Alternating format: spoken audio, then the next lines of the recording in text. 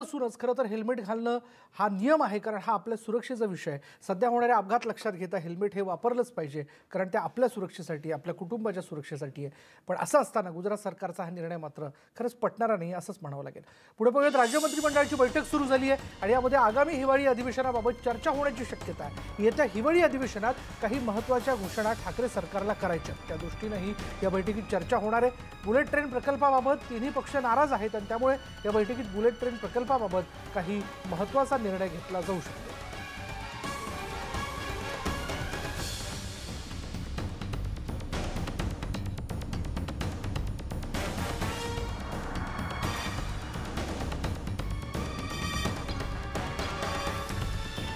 त्यामुळे आता या राज्य मंत्रिमंडळाच्या बैठकीत नेमक्या कोणकोणत्या मुद्द्यांवरती चर्चा होते हे बघणं फार महत्त्वाचं ठरणार आहे, कारण येणाऱ्या हिवाळी अधिवेशनात ठाकरे सरकारकडनं काही महत्त्वाच्या घोषणा केल्या जाऊ शकतात. मग ते शेतकऱ्यांच्या दृष्टीने असतील किंवा सर्वसामान्य माणसाच्या दृष्टीने असतील. पण बुलेट ट्रेनबाबत मात्र कालपासून एक मोठा खल होताना दिसतोय.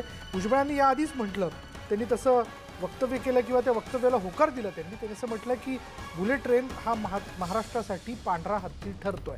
आता जयंत पाटील यांनी देखील म्हटलं होतं की या वेगवेगळ्या प्रकल्पांसाठी काय व्याजदराने कर्ज घेण्यात आलेलं आहे, किती टक्क्याने घेण्यात आलेलं आहे आणि आता सध्याच्या घडीला राज्यावरती असणारं कर्ज लक्षात घेता हे राज्यासाठी परवडणार आहे का, असे सगळे वेगवेगळे मुद्दे जे आहेत ते लक्षात घेऊन खरं तर आजच्या बैठकीत निर्णय घेतला जाऊ शकतो.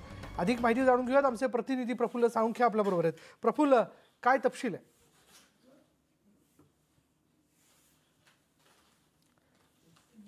प्रफुल्ल, तुला माझा आवाज येतोय?